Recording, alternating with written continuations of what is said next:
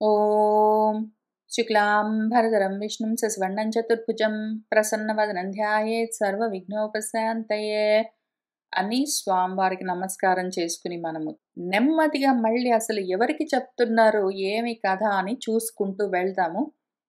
అసలు ఇది మొత్తము 30th చాప్టర్‌లో 31st చాప్టర్‌లో ఆయన చెప్పింది స్పెసిఫికల్లీ వెరీ ఎక్స్‌క్లూజివ్‌లీ కోరికలతో ఉన్న వాళ్ళ కోసం చెప్పారు. అందుకనే నేను అక్కడి నుంచి మొదలుపెడతాను. అంతకన్నా పైవి ఇంక నేను చూడట్లేదు. మళ్ళీ మనం ఎట్లైనా పారాయణం ఇండివిడ్యువల్‌గా చేసుకున్నప్పుడు మీరు గూడా చూసుకుంటారు వాటిని కాబట్టి. ఒక్కసారి చదువుకుంటే అయిపోతుందా ఏదైనా భగవద్గీత? చాలా సార్లు చదవవలసొస్తుంది. ఎన్నో సార్లు పారాయణం చేయాలి. కాబట్టి మళ్ళీ మళ్ళీ చదివినప్పుడు మీకు నెమ్మదిగా మళ్ళీ ఇంకా కొన్ని కొత్త ఐడియాస్ ఒస్తాయి. నేను చదువుతూ ఉంటే కొత్తగా కనిపిస్తుంటుంది. అట్లా తెలుసుకుంటూ వెళ్తాము.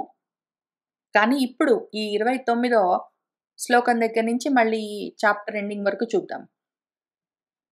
కామి వీడు. వీడు కామి. ఎందుకు మనం అన్ని సార్లు చెప్పుకుంటున్నాము అంటే, కోరికలతో వాడు కర్మలు చేస్తూ ఉంటాడు. కోరికలతో ఉంటాడు, గొడవలు పెట్టుకుంటూ ఉంటాడు. కాబట్టి రాగద్వేషాలతో, కోరికలతో, కోపాలతో ఉంటాడు వాడు. ఇప్పుడు ఇటువంటి కామి ఏం చేస్తాడు, మిగిలిన కామాత్ములుంటారు. వాళ్ళతోటి సంగమంతా పెట్టుకొని కూర్చుంటాడు. ఎందుకంటే వేరే వాళ్ళు ఒకవేళ నిష్కాములనుకోండి, కామం ఏం లేదనుకోండి, వాళ్ళు వీడిపోయి వాళ్ళతోటి గొడవలు పెట్టుకున్నా గూడా, వాళ్ళు కదలరు, వాళ్ళు తమకరు. నేనున్నాననుకోండి, నాకు బాగా కోరికలెక్కువ. నాకు నేను కోరుకున్నది రాకుండా పక్కన వాడెవడో ఆపుతున్నాడంటే, వాడి మీద కోపం ఎక్కువైతుంది. నేను పోయి వాడితోటి దెబ్బలాడొచ్చు. కానీ వాడికి ఒకవేళ కోరికేం లేదనుకోండి, దేని గురించి కోరిక లేదు, వాడు కామి కాడనుకోండి, అప్పుడు వాడేం జేస్తాడు, నేను గొడవ పెట్టుకున్నా గూడా వాడేమనడు. ఏదో దక్షుడు పోయి శివుడితోటి గొడవ పెట్టుకున్నట్టు. కాబట్టి ఈ కాములు గొడవలు ఎవరితోటి పెట్టుకోగలరు? మిగిలిన కాములతోటే పెట్టుకోగలరు. వాళ్ళు జుట్లు పట్టుకొని కొట్లాడుకుంటుంటారు. పొద్దస్తమానం గొడవలు పెట్టుకోవడమైనా, మాట్లాడడమైనా ఎవరు చేసుకుంటారు? ఒకళ్ళ మీద ఒకళ్ళు చెప్పుకుంటూ, సాడీలన్నీ చెప్పుకుంటూ, ఒకళ్ళతోటి ఒకళ్ళు మొహాలు మార్చుకుంటూ ఎవరుంటారు? అటు ఇటు ఇద్దరు కాములై ఉండాలి. ఒకవేళ అందులో ఆ 2 పార్టీస్‌లో ఒక పార్టీ కోరికలతోటి లేని పార్టీ అయితే, అక్కడింకా సంధి లేదు, విగ్రహము లేదు.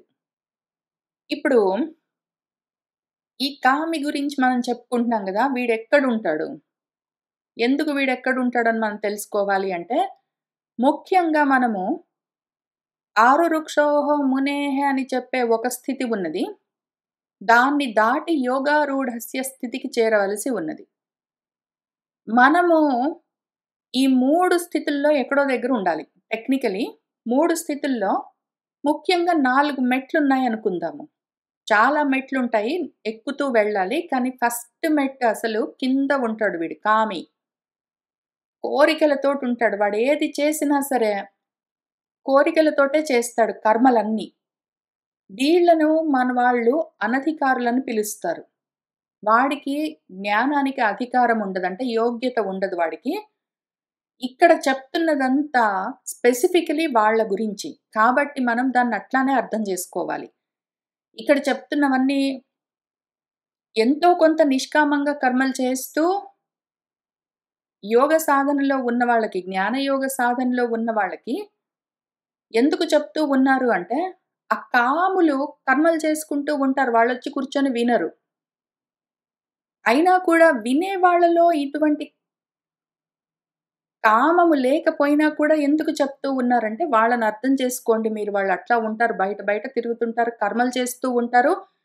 అటువంటి కోరికలున్న వాళ్ళతోటే వీళ్ళు సంఘాలన్నీ పెట్టుకుంటారు. లేదా విగ్రహాలన్నీ, గొడవలన్నీ పెట్టుకుంటారు. వాళ్ళని చూసి గుర్తుబెట్టుకోండి. అర్థం చేసుకోండి. వాళ్ళని తెలుసుకోండి. మీరక్కడ లేరు. ఆ విషయం చూసుకోండి. మీతోటి అనవసరంగా ఎవరైనా వచ్చి గొడవలు పెట్టి వాళ్ళు కామంతోటి ఉన్నవాళ్ళు గ్యారంటీగా గొడవలే పెట్టుకుంటుంటారు. వాళ్ళు ప్రేమ అనుకుంటూ గూడా, మోహం అనుకుంటూ గూడా వాళ్ళు అదే పనిగా గొడవలే పెట్టుకునుంటారు. ఏదో ఒకటి ఇదే నడుస్తుంటుంది. మీ మనసు కదిలిందంటే మీరక్కడ లేరు. వాళ్ళు వేరే రకమని తెలుసుకోండని మన కోసం మనకు చెప్తూ ఉంటారు. వీళ్ళుంటారు. ఈ కోరికలతోటి కర్మలు చేసేవాళ్ళు, ఈ అనధికారులు, జ్ఞానానికి యోగ్యత లేని వాళ్ళు మళ్ళీ 2 రకాలుగుంటారు. కొంతమంది వైదికమైన కర్మలేమీ చెయ్యరు. ఓన్లీ ఉద్యోగం చేయడం, డబ్బులు తెచ్చుకోవడం, బిల్స్ కట్టడం, అన్నం తినడం, పడుకోవడం, లేవడం, మళ్ళీ పరిగెత్తడం ఇట్లాంటివి చేస్తుంటారు. వాళ్ళు ఆటోమేటిక్‌గా జ్ఞానానికి అనధికారులు. వాళ్ళకి కూర్చొని వినడానికి వాళ్ళకి టైం ఎక్కడుంది ఫస్ట్ ఆఫ్ ఆల్. కాబట్టి వాళ్ళకి ఎట్లైనా ఆ యోగ్యత ఉండదు. వాళ్ళు ఈ మొత్తం చెప్తున్న భగవద్గీతలన్నిటికి వాళ్ళు అనధికారులు. రెండో రకం వాళ్ళుంటారు. వాళ్ళు, వాళ్ళు కూడా అనధికారులే. వాళ్ళు వైదికమైన కర్మలన్నీ చేస్తారు. పొద్దున్నే లేస్తారు. పూజలన్నీ జేస్తారు. సంధ్యావందనాలన్నీ జేసుకుంటారు. పండుగలన్నీ జేస్తారు. ఏదో శివలింగాభిషేకాలన్నీ చేస్తారు. గుళ్ళకెళ్ళొస్తుంటారు. ఇదిగో ఈ ప్రవచనాలన్నీ వింటూ ఉంటారు. పుస్తకాలన్నీ చదువుతుంటారు. భగవద్గీతలన్నీ బట్టియం వేస్తారు. అన్నీ చేస్తారు.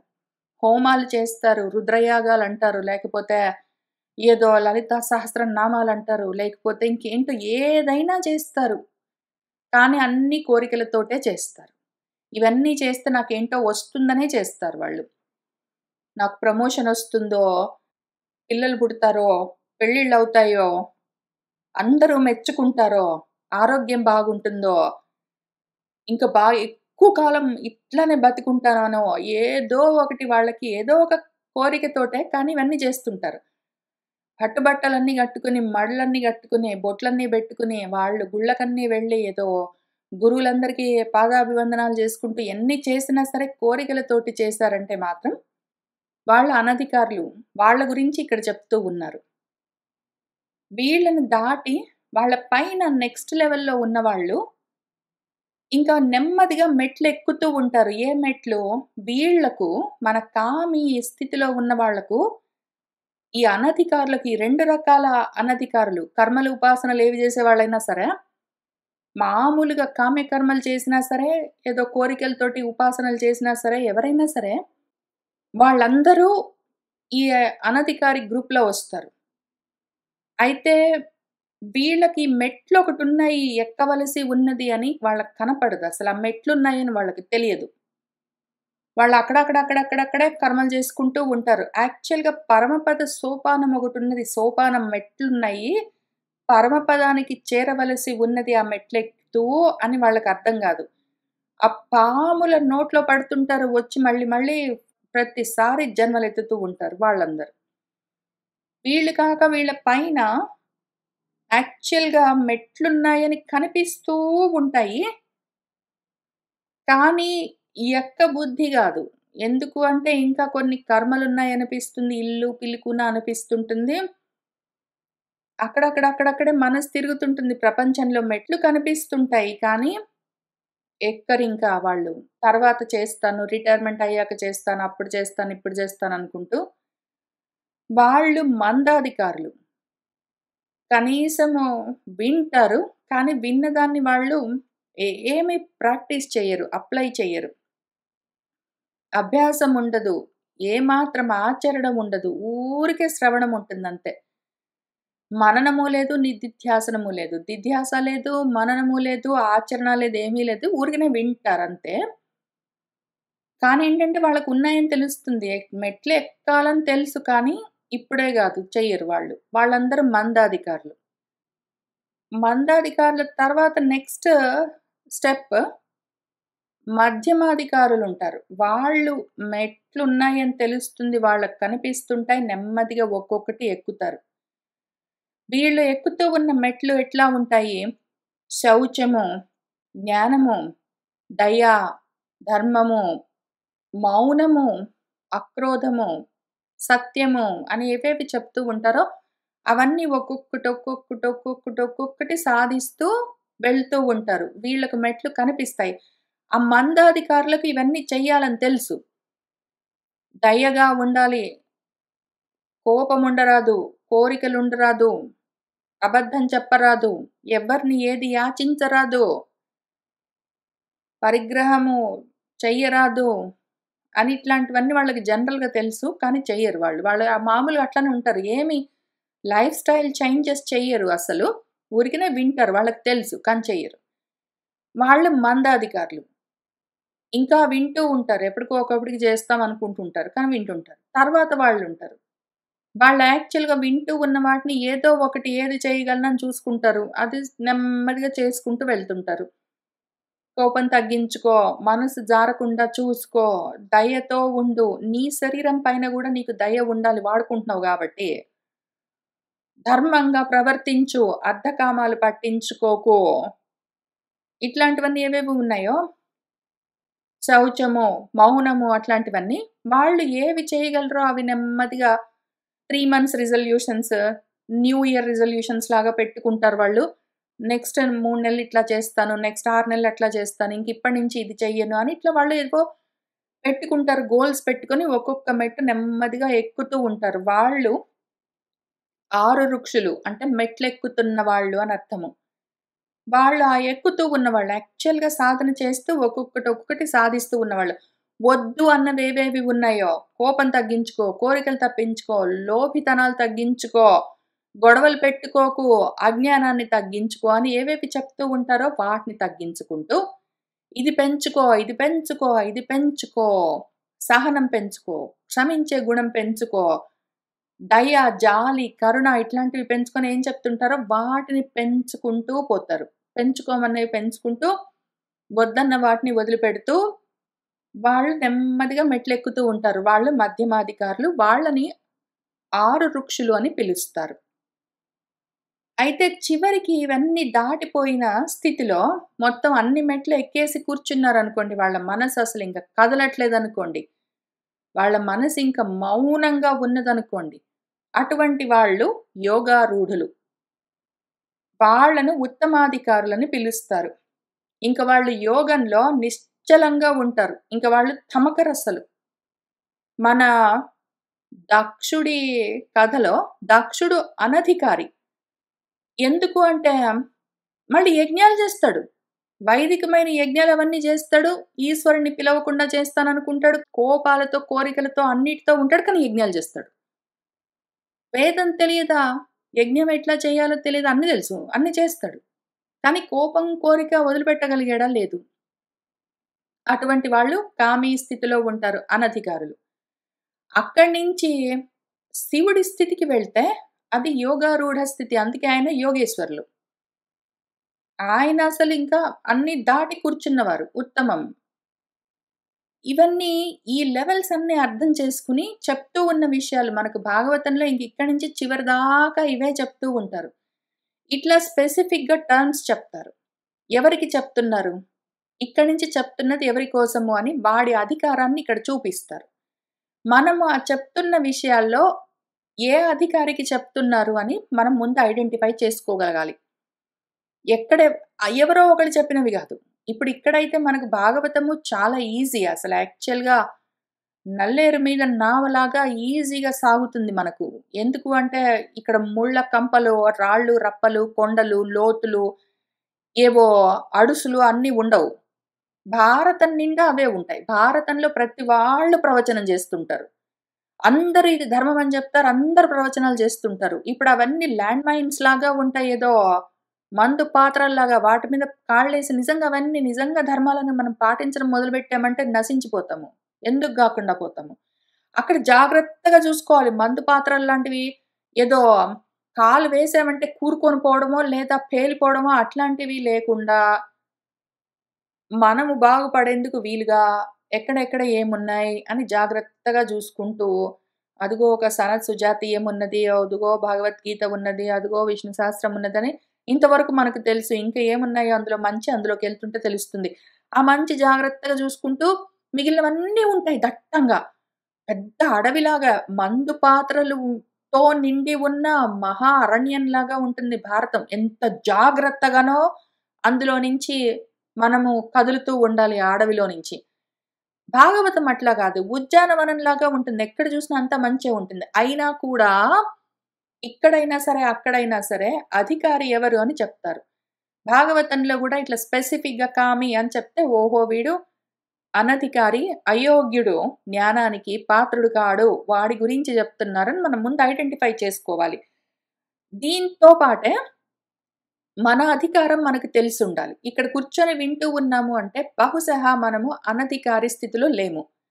కాబట్టి ఆ కింద మూఢాః అని పిలుస్తారు. వాళ్ళని కామి అంటారు. మూఢాః, కుమతిః, అబుధః అని పిలుస్తుంటారు వాళ్ళని.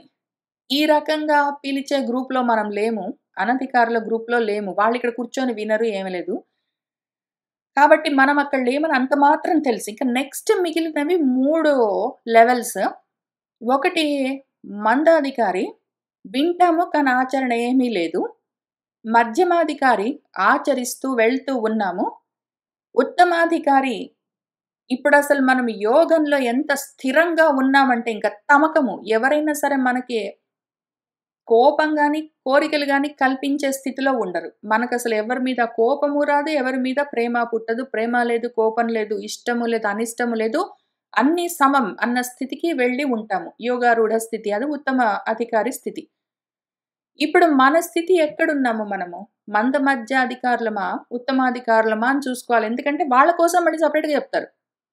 ఇందులోనే ఇదే వ్యాస భాగవతంలో ఇంతకన్నా ముందు ఇదే భగవంతుడు కర్దముడికి చేసిన ఉపదేశం వేరే రకంగా ఉంటుంది. ఎందుకు అంటే ఆయన ఉత్తమాధికారి గాబట్టి, ఆయనకి సన్యాసం చెప్తారు. కర్మలు చెప్పరింకా. ఆయనకి ఈ రకంగా బీభత్సంగా పురుగులు, మలాలు, మూత్రాలు అవ్వి, ఇవ్వి అని భయపెట్టుకుంటూ ఇంక నరకాలు, స్వర్గాలు చస్తావు, బతుకుతావు అని అన్ని చావులు, బతుకులన్నీ కర్దముడికెందుకు చెప్తారు? ఆయన ఉత్తమాధికారి.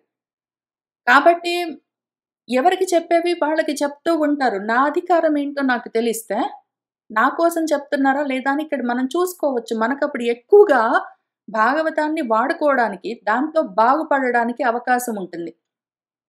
ఇప్పుడు ఇంకా ఈ భాగవతంలో 32 అధ్యాయం ఒకటుంది. 33 వరకు ఉన్నాయనుకుంటాను. ఇంకో 2 అధ్యాయాలు ఉన్నట్టున్నాయి. ఒక 60, 70, 80 శ్లోకాలున్నట్టున్నాయి. ప్రాబబ్లీ 3, 4 వారాలు చెప్తానేమో. అవయిన తర్వాత మళ్ళీ ఇదే మూడో అధ్యాయంలో ఉన్న మొత్తం భగవాను వాచ అని ఎక్కడెక్కడున్నాయో, వాటన్నిటిని మళ్ళీ స్పెసిఫిక్‌గా అదే శ్రీ భగవాను వాచ అని పెట్టి వ్యాసుల వారు, అదే భగవంతుడు ఎవరెవరికి ఏ ఏ రకం ఉపదేశం చేశారు అని చూసుకుందాం. అప్పుడు బ్రహ్మదేవుడికి చేశారాయన, ఋషులకు చేశారాయన, కర్దముడికి చేశారు, దేవహూతికి చేస్తున్నారు. అందరికీ చేస్తారు ఉపదేశాలు. ఇప్పుడు ఈయన చేసే ఉపదేశం ఎవరెవరికి ఏ రకమైన ఉపదేశం చేశారు అని చూసుకున్నామనుకోండి. అదే టైంలో మన అధికారం మనకు తెలిసిందనుకోండి. దాన్ని బట్టి మనము భగవంతుడు చెప్పిన విధంగా సాధన చేసుకోవడానికి అవకాశం ఉంటుంది. బికాజ్ మనమేంటంటే భాగవతంలో కూర్చున్నా, భారతంలో కూర్చున్నా, రామాయణంలో కూర్చున్నా ఒకటే క్లాస్ రూమ్‌లో అదే టీచరు అందరికీ చెప్తూ ఉంటారు. అందులో ఎల్‌కేజీ నుంచి పీహెచ్‌డీ వరకు అందరూ ఉంటారు. వాళ్ళందరికీ ఒకటేసారి చెప్తుంటారు. ఇప్పుడు నేను నా స్థితి ఎక్కడ? నేను ఏ గ్రేడ్‌లో ఉన్నానో, నా లెవెల్ ఏంటి దాన్ని బట్టి నాకు చెప్తున్నారా లేదా అని చూసుకోవడానికి వీలుగా ఉంటుంది. ఇప్పుడు అది విషయము. కామి అట్లాంటి మిగిలిన కామాత్ములతో కూడి ఉండి గొడవలన్నీ పెట్టుకునే గ్రూప్ ఏదున్నదో అనధికారులు వాళ్ళకి చెప్తున్నారు. వాళ్ళ గురించి. వాళ్ళకి చెప్తే వాళ్ళెక్కడ వింటారొచ్చి కూర్చొని. వాళ్ళ గురించి చెప్తున్నారు. వినేవాళ్ళుంటారు యాక్చువల్‌గా. వినేవాళ్ళుంటారు. కానీ మెట్లు కూడా కనిపించవు వాళ్ళకి. చెయ్యట్లేదు గాదు. చెయ్యాలని గూడా అనిపించదు చూసారా? వాళ్ళు కూడా ఉంటారు. కావాలంటే వింటారు భాగవతం. కానీ మాత్రం కామంతుడు మిగిలిన ముగ్గురికి ఉన్నది వీళ్ళకు లేనిదేంటంటే నిష్కామం. వీళ్ళకుండి మిగిలిన ముగ్గురికి లేనిదేంటంటే కామం. వీళ్ళకు కామం ఉంటుంది. కోరికలతో ఉంటే ఆటోమేటిక్ అనధికారులు వాళ్ళు. ఆటోమేటిక్ డిస్‌క్వాలిఫికేషన్ అది. జ్ఞానానికి డిస్‌క్వాలిఫికేషన్ ఆటోమేటిక్. కోరికలతో నువ్వు భగవద్గీత, భాగవతం చదివినా సరే నువ్వు అనధికారివి ఇంకా జ్ఞానానికి. సరే ఇప్పుడు వాళ్ళ గురించి. వాళ్ళెట్లా ఉంటారు? అబుద్ధులు, కుమతులు, బుద్ధి తక్కువ వాళ్ళు, చెడు బుద్ధి అంటే కు కుంభిని వైపుకి ఏదో మన సంసారం వైపుకి వెళ్ళిపోతూ ఉన్న మతి ఉంటుంది వాళ్ళకు. బుద్ధి జ్ఞానం ఉండదు. ఆత్మ జ్ఞానం ఉండదు. అసత్ విషయాలను పట్టుకుంటారు. అక్కర్లేని కర్మలన్నీ చేస్తూ ఉంటారు. ఇంక వాళ్ళు. వీళ్ళు పొద్దస్తమానము సంస్కృతిని యాతి సంసారాన్నే పొందుతూ ఉంటారు. ఏవో కర్మలు చేస్తూ ఉంటారు. అవిద్య కర్మ బంధనమైన క్లేశాలనిచ్చే జన్మలని, దేహాలనే పొందుతూ ఉంటారు పొద్దస్తమానము. ఇప్పుడు వాళ్ళు అసత్ మార్గంలో పడి వెళ్ళిపోతూ ఉంటారు. జంతువులు తమస్సునే విసతి చేరుతుంటారు. చీకట్లనే చేరుతూ ఉంటారు. ఎప్పుడూ ఇంతే. శిష్ణోదర కృతో ఉద్యమై ఆస్థితః అందులోనే రమతే వాళ్ళెవరున్నారో జంతువులు అని చెప్తున్నారు గదా! వీళ్ళు ఆ రకంగా జన్మిస్తారు అంతవరకే. జ్ఞానంతోటి సంబంధం లేదు. చీకటి బతుకులన్నీ బతుకుతుంటారు. ఆత్మ ప్రకాశం లేని జన్మలవన్నీ. వాళ్ళు. అటువంటి వాళ్ళు మాటి మాటికి జన్మలెత్తుతుంటారు. ఇంక అవే జన్మలు పొందుతూ ఉంటారు. వాళ్ళలో ఏ కొంచెము సత్యం, శౌచం, దయ, మౌనం, బుద్ధి, శ్రీ, యశస్సు, క్షమ, శమ, దమ, భగాలేవి ఉన్నాయో అవన్నీ గూడా నశించిపోతుంటాయి. క్షయమైపోతుంటాయి. క్షయమైపోతే ఏమి? క్షీణే పుణ్యే మర్త్యలోకం విశంతి అని మళ్ళీ మళ్ళీ మరణం తెచ్చుకుంటుంటారు. చచ్చిపోతుంటారు, మళ్ళీ పుడుతుంటారు, చస్తుంటారు, పుడుతుంటారు. అట్లా ఉంటూ ఉంటారు మన వాళ్ళందరూ. ఇప్పుడు ఇటువంటి వాళ్ళెవరున్నారు? వాళ్ళట్లనే ఉంటారు. వాళ్ళకది ఇష్టము. వాళ్ళు కోరికలతోటి ఉంటారు. వాళ్ళలో మంచి నశించిపోతున్నా గూడా వాళ్ళు బాధపడరు. చెడు పెరుగుతుంటే గూడా వాళ్ళు పెద్ద పట్టించుకోరు. అటువంటి వాళ్ళు ఎట్లా ఉంటారని ఇంతవరకు చెప్పుకుంటొచ్చాను గదా! వాళ్ళతో సంగం నువ్వు పెట్టుకోకు అని ఇక్కడ చాలా డైరెక్ట్‌గా మిగిలిన ముగ్గురిలో గూడా ఉత్తమాధికారికి చెప్పవలసిన పని లేదు. కర్దముడికి ఇవన్నీ ఎందుకు జెప్తారు? అసలు అనధికారులకు ఇవన్నీ చెప్పాల్సిన పని లేదు. వాళ్ళు వినను గూడా వినరు. ఉత్తమాధికారులకు చెప్పవలసిన పని లేదు. వాళ్ళు వీటిని దాటిపోయారు. మధ్యలో ఉన్న వాళ్లకు మందాధికారులకు, మధ్యమాధికారులకే చెప్పవలసి వస్తుంది. వాళ్లకు డైరెక్ట్‌గా చెప్తున్నారిక్కడ. వీళ్ళిక్కడి నుంచి ఇక్కడి దాకా చెప్పిన వాళ్ళెవరు? ఈ 29 నుంచే 33 వరకు ఈ 5 శ్లోకాల్లో చెప్పింది అకామాత్ములున్నారు. వాళ్ళ గురించి చెప్పా గదా! అనధికారులుంటారు 33 వరకు. 34 నుంచి ఇదిగో మీరు మధ్యమాధికారులు జాగ్రత్త పడండి. అతేషు అనధికారులెవరున్నారో వాళ్ళతో సంగం న కుర్యాత్ సంగమంతా పెట్టుకోకండి. ఐడెంటిఫై చేయండి. ఎందుకింత నోరు గొట్టుకొని అనధికారుల గురించి ఎక్స్‌ప్లెయిన్ చేయడం ఎందుకు? అట్లాంటి వాళ్ళందరితోటి బంధం పెట్టుకున్నామంటే, వాళ్ళతో తగులుకొనున్నామంటే మనం కూడా అక్కడికే జారతాము. వాళ్లకు దూరంగా ఉండడం అవసరం. ఎందుకంటే యోగారూఢ స్థితి వచ్చిందా? ఉత్తమాధికారి స్థితొచ్చిందా? రాలేదు గదా ఇంకా. మనసు జారుతూనే ఉన్నది గదా! కోపాలతో, తాపాలతో తపిస్తూనే ఉన్నది గదా! దేనికో దానికి తల్లడిల్లిపోతూ ఉన్నది. జారిపోతూ ఉంటుంది. అట్లాంటి స్థితిలో అసలే కింద నేలబార కూర్చొని ఆ పంకంలో సంసార పంకంలో బురదలో కూరుకున్న వాళ్ళతోటి నువ్వు కనెక్షన్ పెట్టుకుంటే నువ్వు అక్కడికే జారుతావు మొత్తమే.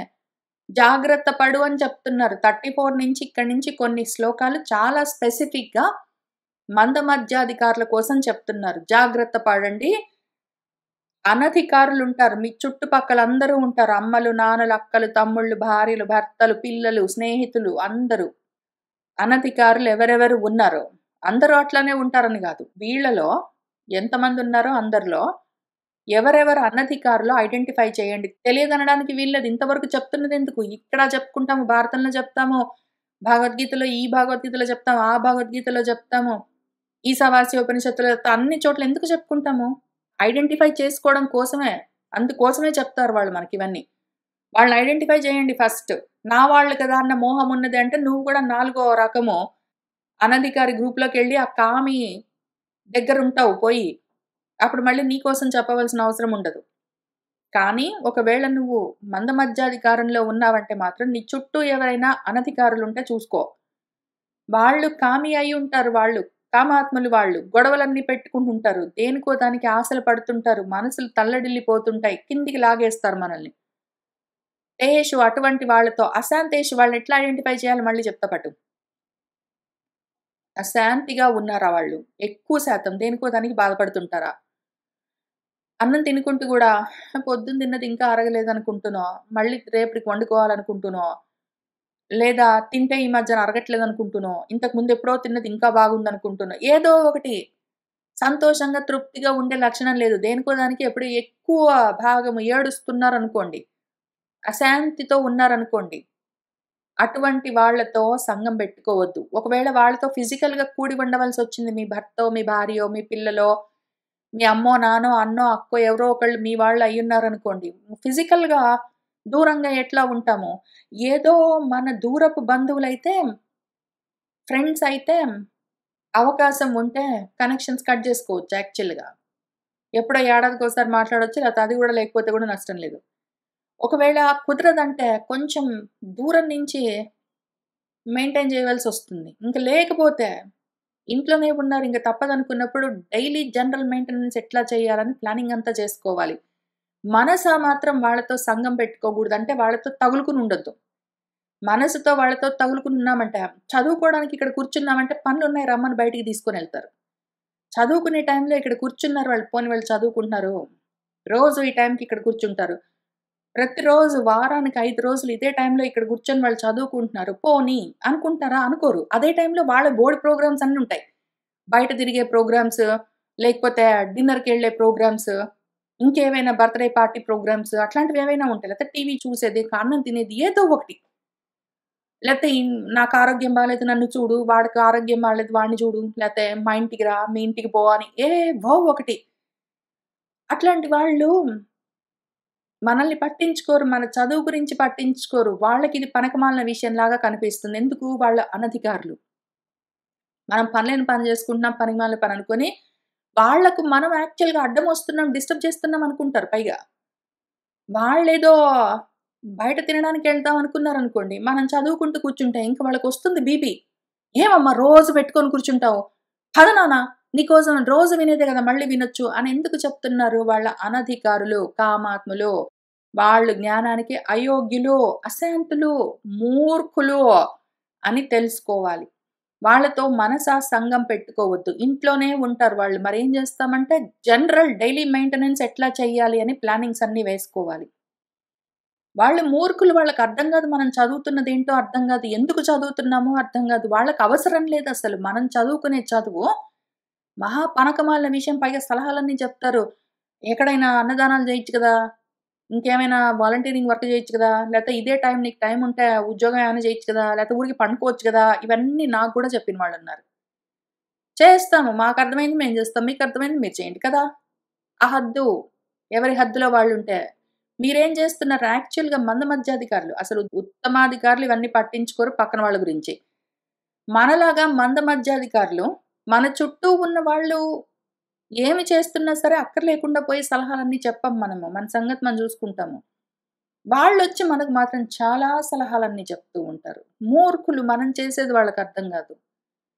ఖండితాత్మలు. వాళ్ళ ఆత్మని ముక్కలు ముక్కలు చేసుకొని కూర్చున్నారు. వాడంటే నాకు ప్రాణం, వీడంటే నాకిష్టం, వాడంటే నాకు ప్రేమ అనుకుంటూ ఎన్నో విషయాల్లో వాళ్ళని వాళ్ళు పరుచుకొని కూర్చున్నారు వాళ్ళు. వాళ్ళ బుద్ధి ఖండితమైపోయింది. ముక్కగా ముక్కగా చిన్న చిన్న ముక్కలుగా అయిపోయిందది. మొత్తం పరిచ్ఛిన్నమైపోయి ఉంది. అఖండమైన ఆత్మస్వరూపంగా ఉండవలసిన వాళ్ళు ఖండితమైపోయి ఉన్నారు వాళ్ళు. చిన్న ముక్కగా, లిమిటెడ్‌గా ఉంటారు వాళ్ళు. అసత్ మార్గంలో ఉంటారు. అసాధువులు వాళ్ళు ప్రపంచ మార్గంలో ఉంటారు. ఇటువంటి వాళ్ళు అశాంతులు, మూర్ఖులు, ఖండితాత్మలు, అసాధువులు, సోచ్యులు వాళ్ళని చూసి జాలిపడాలి. మనమేం చేస్తాం? అసలే మంద మధ్యాధికారంలో ఉన్నాం మనము. మందంలో అంటే ఏమో గాని మధ్యాధికారంలో ఉన్నామంటే మాత్రం జాలి తప్పనిసరి. ఎందుకంటే ఆ మెట్లెక్కుతున్నాం గదా! మెట్లెక్కుతున్న మనకు జాలి, దయ ఉండాలి. ఈ మూర్ఖులను జూస్తే గూడా మనకు జాలి కలుగుతూ ఉండాలి మరి. కలుగుతుంటుంది ఆటోమేటిక్‌గా. మనకి ఈ మూర్ఖులని ఇంట్లోనే ఉంటాడు. భర్త రూపంలో, అన్న రూపంలో, చెల్లెల రూపంలో, భార్య రూపంలో, తల్లి రూపంలో, తండ్రి రూపంలో, మామ, అత్త ఇన్ని రూపాల్లో ఈ మూర్ఖులందరూ కనిపిస్తే గూడా గొడవలు పెట్టుకోకుండా వాళ్ళతో శాంతిగా ఉంటూ మనము వాళ్ళని చూసి జాలి పడాలి.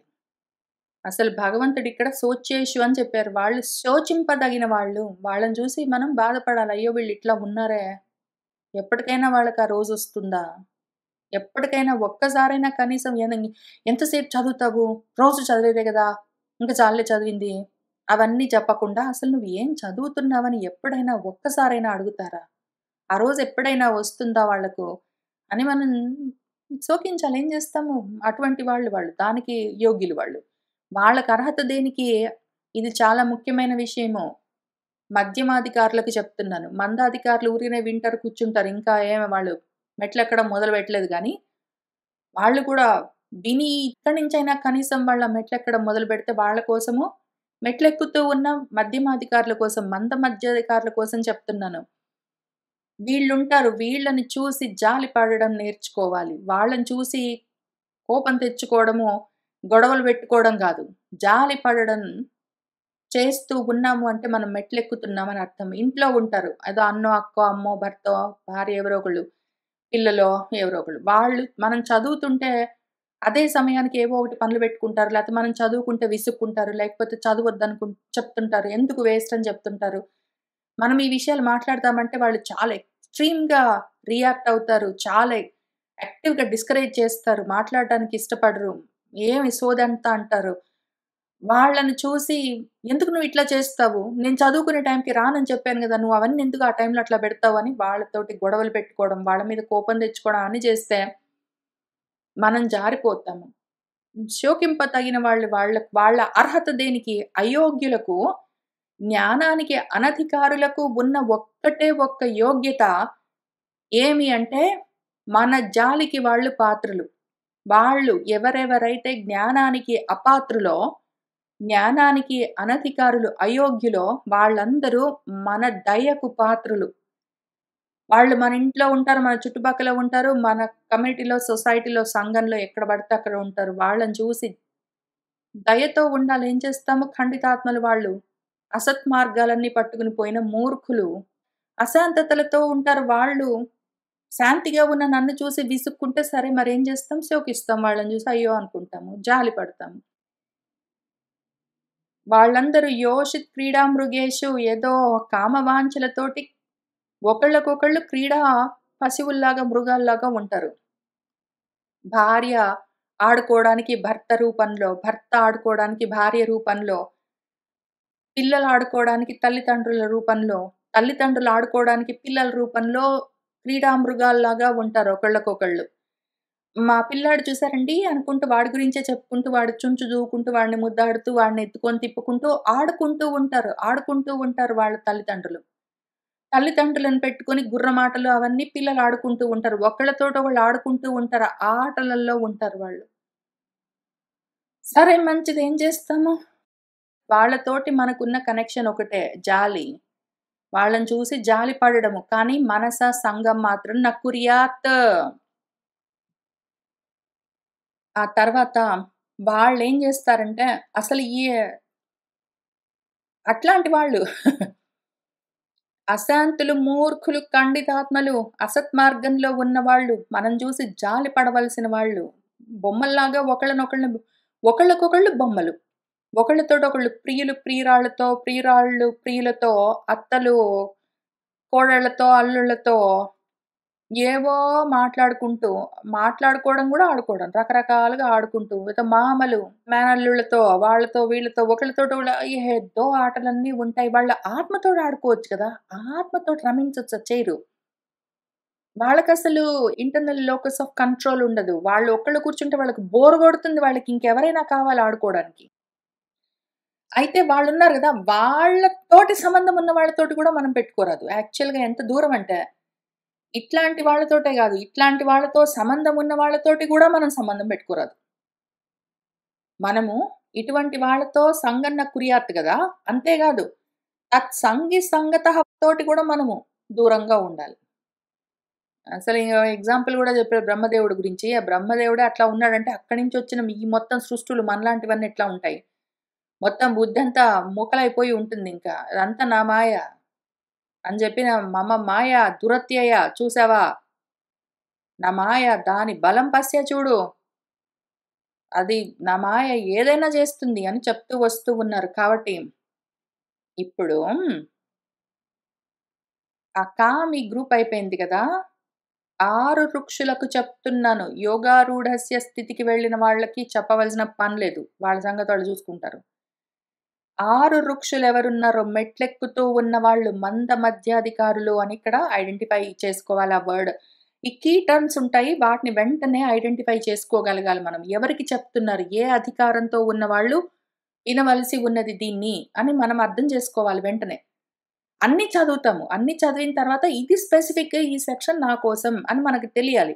అన్నీ గుడ్డెత్తి చేలో పడ్డట్టు కుప్పలాగా పోసుకొని చదువుకోవడం గాదు. అట్లా చదివితే ఉపయోగం తక్కువ. కన్‌ఫ్యూజన్ ఎక్కువుంటుంది మనకి. ఇక్కడ స్పెసిఫిక్‌గా 6 వృక్షలకు చెప్తున్నాను అన్నారు. అంటే మందమధ్యాధికారుల కోసం చెప్తున్నారు. అనధికారుల కోసం కాదు. యోగారూఢ స్థితిలో ఉన్న వాళ్ళకి ఉత్తమాధికారులకు కాదు. మధ్య రకంగా ఉన్న ఇద్దరికి చెప్తున్నారు. నువ్వు ఎందుకు సంగన్న కుర్యాత్ అని చెప్తున్నానంటే, నీకు యోగస్య పరంపారం కావాలా? యోగారూఢ స్థితిని చేరాలనుకుంటున్నావా? అయితే నిన్ను కిందికి జార్చేసే అన్ని విషయాలతో సంఘాన్ని వదిలిపెట్టో. చెయ్యలేవా? అయితే సరే నువ్వు అనధికారివి. నువ్వు పోయి ఆడ కూర్చోపో. నీకింక సంబంధం లేదు. చేస్తాననుకుంటున్నావా? యోగారూఢ స్థితి కావాలనుకుంటున్నావా? జ్ఞానానికి యోగ్యత సాధించాలనుకుంటున్నావా ఆత్మజ్ఞానానికి? సరే అయితే నువ్వు 6 వృక్షువు ఎక్కాలి అన్న ఇచ్చ ఉంటే నీకు, దేనికెక్కాలి? ముముక్షతో నువ్వు 6 వృక్ష అయి ఉంటే. ముముక్ష అంటే మోక్షం కావాలన్న ఇచ్చ. 6 వృక్ష అంటే మెట్లెక్కాలన్న ఇచ్చ. నీకు మెట్లెక్కాలన్న ఇచ్చతోటి నువ్వున్నావనుకో, మోక్షం కావాలన్న కోరికతో ఉన్నావనుకో, ఆత్మను పట్టుకో. మిగిలిన సంఘాలన్నీ నిరయ ద్వారము, నరక ద్వారాలని తెలుసుకో అని చెప్తూ ఉన్నారు. చెప్తూ ఇక్కడి నుంచి 40వ శ్లోకం నుంచి ఆయన ఎట్లా చూడాలి అని మళ్ళీ 6 వృక్షులకే స్పెసిఫిక్‌గా చెప్తున్నారు. ఇక్కడ 6 వృక్షః అని చెప్పారు గదా! వాళ్ళు ఏమి చెయ్యాలి అని స్పెసిఫిక్‌గా ఇక్కడ స్టెప్స్ చెప్తారు.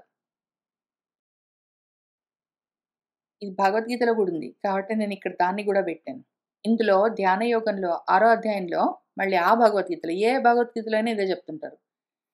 6 వృక్షోః మునేః యోగం కర్మ కారణం ఉచ్యతే. యోగారూఢస్య తస్యైవ శమః కారణం ఉచ్యతే. 6 వృక్షోః మునేః ఎవరున్నారో, ఆ మెట్లెక్కుతూ ఉన్న ముని వాడికి కర్మయోగం చెప్తారు.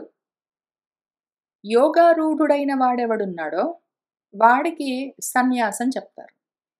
సన్యాస మార్గం ఎవరికి? కర్మ మార్గం ఎవరికి? కర్మయోగం ఎవరికి? జ్ఞానయోగం ఎవరికి అంటే 6 వృక్షువుకు కర్మయోగము, యోగారూఢుడికి సన్యాసము.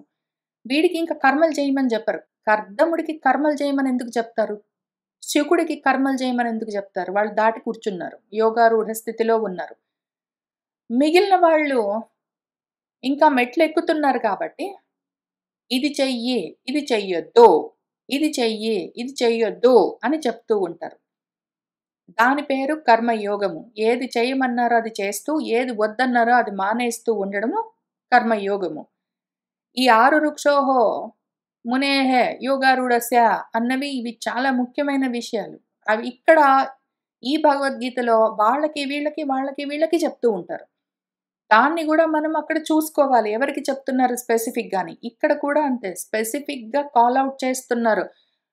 ఎవరెవరైతే మందాధికారులు, మధ్యమాధికారులు ఉన్నారో మీకు చెప్తున్నాను అన్నారు. కాబట్టి వీళ్ళందరూ అలర్ట్ అవ్వాలిప్పుడు. వీళ్ళందరూ అలర్ట్ అయ్యి ఇక్కడి నుంచి వినాలి. వాళ్ళ కోసం ఏం చెప్తున్నారంటే, నీ భార్య వచ్చిందనుకో నీ వైపుకి నెమ్మదిగా నడుచుకుంటూ, నా భార్య అనుకోకు. నా మాయ అనుకో. ప్రారబ్ధంతో ఆ మహామాయ ఇదిగో ఈ రూపంలో వచ్చింది. ఇది ఆత్మనః మృత్యువు. నాకిది మృత్యువో అని చెప్పాలి. మనసుకి మనము. ఆ ఎదురుగా వస్తున్న ఆమె నా భార్య గాదు. మాయ ఈ రూపంగా నడుచుకుంటొస్తున్నది. ఇది నాకు మృత్యుకూపము అని అర్థం చేసుకో. దాన్నట్లానే ఆ మాయను అట్లానే చూడు. ఎందుకు అంటే, నా భార్య అన్న మోహంలో పడ్డావంటే, నా భార్య అన్న మాయలో పడ్డావంటే, మళ్ళీ జన్మలొస్తాయి. జన్మలొస్తే మృత్యువులుంటాయి. మృత్యువులుంటే జన్మలొస్తాయి. మళ్ళీ జన్మలుంటే మృత్యువులుంటాయి. ఇంకిదే కనెక్షన్ నడుస్తుంటుంది. అట్లానే ఎవరైతే ఈయన నా భర్త అని అనుకుంటుంటారో, వీళ్ళు స్త్రీత్వం పొందిన వాళ్ళేమో పురుషుడిని చూసి నా భర్త అనుకుంటారు. పురుష రూపంలో ఉన్నవాళ్ళు స్త్రీని చూసి నా భార్య అనుకుంటారు. భార్య రూపంలో ఉన్నది మాయే. భర్త రూపంలో ఉన్నది మాయే. భార్య రూపంలో ఉన్న ఆ మాయను చూసి ఇది నాకు మృత్యువు నేను ఆ మాయలో పడ్డానంటే, ఇది నా భార్య అనుకున్నానంటే ఆ మాయలో పడతాను. పడ్డానంటే ఇంక జన్మల్లోకి వెళ్తాను. మాటిమాటికి ఇంక జన్మలు, మరణాలు ఉంటాయి. అందులో నుంచి బయటపడలేను. అట్లనే ఒకవేళ నేను స్త్రీత్వం పొంది ఉన్నాను. పురుషుడిని చూసి అదిగో నా పతి, నా అపత్యము, నా గృహము అనుకున్నావంటే, ఇవన్నీ గూడా దైవవశాత్తు ఇదిగో మృత్యు రూపము ఈ రూపాల్లో వచ్చింది మృత్యువే. ఈ రూపాల్లో వచ్చిందా మాయ అని చూసుకోవలసి ఉంటుంది. ఆ మాయని దాన్ని తెలుసుకోవాలి. మాయని చూడాలి. ఇల్లు రూపంలో ఇల్లు చూడ్డానికి ఎళ్ళొచ్చామండి అంటే, ఆ ఇల్లు కూడా మాయే. ఆ మాయే ఆ రూపంలో ఉంటుంది. నా భర్తతో మాట్లాడొచ్చానండి అంటే, ఆ మాయే భర్త రూపంలో ఉంటుంది. నా భార్యతో కలిసి అన్నం తిన్నాను అంటే, అదిగో ఆ మాయే భార్య రూపంలో ఉంటుంది. భార్యగా, భర్తగా, అన్నంగా, ఇల్లుగా, పిల్లలుగా, ఇన్ని రకాలుగా ఉన్నదంతా మాయ. ఇదంతా మాయ, ఇదంతా మాయ. ఒకవేళ అది అర్థం చేసుకోలేకపోతే ఏమవుతుంది? ఎవరికి మళ్ళీ? ఓ ఆరువృక్షో నీకు చెప్తున్నాను. మందమధ్యాధికారులకు చెప్తున్నాను. ఒకవేళ దాన్నట్లా చూడలేకపోతే చాలా కష్టమైతుంది. జీవభావం ఉన్నదంటే నీకు దేహాలన్నీ వస్తాయి. లోకం నుంచి ఒక లోకం నుంచి ఒక లోకం అంటే ఒక జన్మ నుంచి ఒక జన్మ నుంచి ఒక జన్మకి నువ్వు వెళ్తూ ఉంటావింక. ఒక జన్మలో నుంచి ఒక జన్మ. ఎందుకంటే మరణాలుంటాయి గాబట్టి. జన్మ మరణం, జన్మ మరణం, జన్మ మరణం ఇంక అవన్నీ లోకాలు. ఎందుకంటే ప్రతి జన్మ ఒక లోకం. ఎవడి లోకం వాడిదే అని చెప్తారు అందుకనే. వాడు ఆలోకనం చేస్తుంటే వాడికి ఆ జన్మ కనిపిస్తుంది. అది లోకం. నేను చూస్తున్నాను కాబట్టి నాకదక్కడ కనిపిస్తూ ఉన్నది. దీన్ని మళ్ళీ ఈశావాస్యోపనిషత్తుతో కలిపి చూసుకుందాము. ఈశావాస్యం మళ్ళీ మనము వచ్చే వారం చదువుకుంటాము. మళ్ళీ నెక్స్ట్ మూడో మంత్రం దగ్గర నుంచి. కానీ ఇప్పుడు ఇక్కడ ఇంతవరకు చూద్దాము. 3 మంత్రాలు కలిపి చూసుకుందాం. ఇక్కడ ఈశావాస్యమిదం సర్వం యత్కించ జగత్యాం జగత్ తేన త్యక్తేన భుంజీదాహమా గృధః కస్య స్విద్ధనం అని ఎవరికి చెప్తున్నారు? ఉత్తమాధికారికి చెప్తున్నారు. ఎవరిదిరా ఈ ధనమంతా? దేనికోసం నీకా వృధా? ఈ మోహం వదిలిపెట్టు. అంతా నువ్వే అయి ఉన్నావు తెలుసుకో. మొత్తం అంతా ఈశావాస్యం అదంతా నువ్వే. నువ్వు కానిదేది లేదు. ఇంకది విషయము. మొత్తం అంతా ఈశావాస్యంగా చూసావంటే మాత్రము అంతా నువ్వై ఉన్నావు అని చెప్తారు. చాలా ఈజీ. వెంటనే అర్థం చేసుకోగలిగిన వాళ్ళకి ఈ మంత్రము. ఇంకా అది రావట్లేదు. విన్నా గూడా ఇంకా ఆ స్థితి కలగట్లేదు. ఉత్తమాధికారం లేదింకా. యోగారూఢ స్థితి కలగలేదు. మరేం చెయ్యాలి అంటే మంద మధ్యాధికారులకి రెండో మంత్రం జెప్పారు. సరే కర్మలు చేస్తూ ఉండు అని ఎందుకంటే వీడికి అందుకనే కర్మయోగం. ఆరురుక్షోహ మునికి కర్మయోగం ఉచ్యతే. వాడికి ఆ యోగం జెప్తారు. కర్మయోగం చెప్తారు కదా! కర్మని యోగంగా చెయ్యాలి. నువ్వు పోనీ బతికినంత కాలం బతుకుతావు గదా! కర్మలు చేస్తూ బతుకు. ఆ కర్మలనెట్లా చెయ్యాలి? అన్నం తినడం, పడుకోవడం, బాత్రూమ్‌కెళ్ళి రావడం, ఏదో ఊపిరి పీల్చుకోవడం, మాట్లాడడం, ఆలోచించడం ఇట్లాంటి కర్మలన్నీ నువ్వు కావాలన్నా ఆగవు. అవెట్లైనా జరుగుతుంటాయి. ఆకలి వేయడం, దప్పిక వేయడం, నిద్ర రావడం, బాత్రూమ్‌కెళ్ళి రావడం ఇట్లాంటివన్నీ జనరల్‌గా జరుగుతూ ఉంటాయి. వాటిని తప్పించుకోలేము. ఎంత యోగారూఢ స్థితిలో ఉన్న ఉత్తమాధికారి అయినా సరే అన్నం తినాలి, నిద్రపోవాలి, బాత్రూమ్‌కెళ్ళి రావాలి అవన్నుంటాయి. అయితే మిగిలిన కర్మలేవేవి ఉన్నాయో, మెట్లు ఎక్కడానికి వీలుగా మనం చెప్పుకున్నవి, పరమపద సోపానంగా చెప్పుకున్నవి, నిత్య నైమిత్తిక కర్మలన్నీ మొత్తం అన్నీ, వేదంలో చెప్పిన వైదిక కర్మలన్నీ దయతో ఉండు, సత్యం పలుకో, క్షమతో ఉండు అని ఏవేవి చెప్తూ వస్తారో, వాటన్నిటిని నువ్వు నిష్కామంగా చెయ్యి. ఇవన్నీ చేస్తే నాకు గొప్ప పేరొస్తుంది, దీనివల్ల నాకు మోక్షమొస్తుంది, మహా జ్ఞానమొస్తుంది, దీనివల్ల నాకు గొప్ప లోకాలొస్తాయని ఇన్ని కోరికలతోటి చెయ్యకు. మళ్ళీ నువ్వు జారిపోతావు. అప్పుడు మళ్ళీ అనధికారి స్థితికి వెళ్ళిపోతావు. నువ్వు వైదిక కర్మలైనా సరే కోరికలతోటి చేశావంటే అనధికారివవుతావు అని చెప్పుకున్నాం ఆల్రెడీ. కాబట్టి నువ్వు వైదిక కర్మలైనా సరే, ఏ కర్మలైనా సరే, కర్మలతోటి సంబంధం లేదు. ఏవైనా నిష్కామంగా చేసుకుంటూ వెళ్ళావనుకో, బతికినంత వరకు అట్లా చేశావనుకో, ఆ కర్మలప్పుడు నిన్ను తాకవు. కర్మలు లేకపోతే జన్మలుండవు. అప్పుడు నువ్వు మరణంలోకి వెళ్ళక్కర్లేదు. దాని పేరు అమృతత్వం. అట్లా క్రమంగా నువ్వు అక్కడికి వెళ్ళొచ్చు అని ఈ మంత్రం జెప్తారు. అట్లా గూడా చేయడం రాలేదనుకోండి, ఇది ఉత్తమాధికారులకు, ఇది మంద మధ్యాధికారులకు. ఇవి 2 గాకపోతే, 3 గాకపోతే నెక్స్ట్ అనధికారులకి ఈ మంత్రం జెప్పారు. వీళ్ళుంటారు ఆత్మహనః జనాః ఆత్మ జ్ఞానంతోటి ఆత్మ వాళ్ళకి తెలీదు. అనాత్మలు మాత్రం తెలుస్తాయి. అక్కర్లేని ప్రాపంచిక విషయాలు మాత్రం బాగా తెలుస్తాయి. ఆత్మ విషయాలు మాత్రం వాళ్ళకి పట్టవు. అసలు తెలియదు వాళ్ళకి. తెలుసంటారు కానీ. వీళ్ళు ఈ అజ్ఞానులు, మూర్ఖులు ఆత్మ గురించి అంతా తెలుసంటారు. కానీ మాత్రం అనాత్మలన్నిటిని పట్టుకుంటారు. వదిలిపెట్టలేకుండా ఉంటారు. ఆత్మహత్యలన్నీ చేసుకొనుంటారు. ఎందుకంటే ఆత్మ ఉన్న వాడికి తెలియకుండా ఉంటుంది. నివురుగప్పిన నిప్పులాగా ఉంటుంది. వాడిని లోపల లోపల నుంచి కాల్చేస్తుంటుంది. ఇటువంటి జనాః ఎవరున్నారో జనులందరూ, అదిగో అసుర్యాః నామత్తే లోకాః ఉంటాయి. చాలా లోకాలుంటాయి. లోకాలంటే జన్మలు ఇక్కడ చెప్పినవి. లోకం నుంచి లోకానికెళ్తుంటాడు మనవాడు. వాడు జీవభావంతో, జీవభూతంతో ఆ దేహం పెట్టుకుంటాడు. వాడు ఎళ్తూ ఉంటాడు వాడు అదే పనిగా. అవన్నీ తమస అంధేన తమస ఆవృతమైన లోకాలవన్నీ. కట్టిక చీకట్లతోటి భయంకరమైన అజ్ఞానంతోటి నిండి ఉంటాయవి. వాటిని వాడితే ప్రేత్య అభిగచ్చంతి. ఇంక వాడు మాటి మాటికి ఈ దేహం వదిలిపెడతాడు. ఇంకో దేహంలోకెళ్తాడు. మళ్ళీ అక్కడ ఇవే పట్టుకుంటాడు. వాడు వాడి చూపంతా కోల్పోయి ఉంటుంది. అంధుడై ఉంటాడు. అజ్ఞానాంధకారంలో ఉంటాడు వాడు. ఆ అజ్ఞానాంధకారంతోటే ఆలోకనం చూస్తూ ఉంటాడు. వాడు చూస్తూ ఉన్నాడు కాబట్టి ఆ లోకాలన్నీ ఉంటాయి. వాడు చూస్తున్నాడు కాబట్టి ఆ లోకాలుంటాయి. ఆలోకనం చేస్తుంటే లోకాలుంటాయి. అన్నీ ఆసరీ లోకాలే. అన్నీ ఎందుకు అసువులలో రమించే ప్రాణాలతో, ప్రాణాల మీద తీపితో, కోరికలతో, కోపాలతో, తాపాలతో ఉండే లోకాలు, జన్మలన్నీ అంతే. ఏ జన్మ అయినా అంతేన తమస ఆవృతమైన లోకమే. ఏ జన్మైనా అంతే. అయితే ఈశావాస్యమిదం మొత్తం సర్వం యత్కించ జగత్తంతా ఈశావాస్యం అని చెప్పిన తర్వాత ఇన్ని లోకాలుంటాయని ఎట్లా జెప్తావు? అందము. అసలు కట్టిక చీకట్లతో నిండి ఉన్న తమస్సుతో ఆవరించుకున్న లోకాలున్నాయని ఎట్లా జెప్తావు? ఉన్నదంతా ఈశావాస్యమైతే.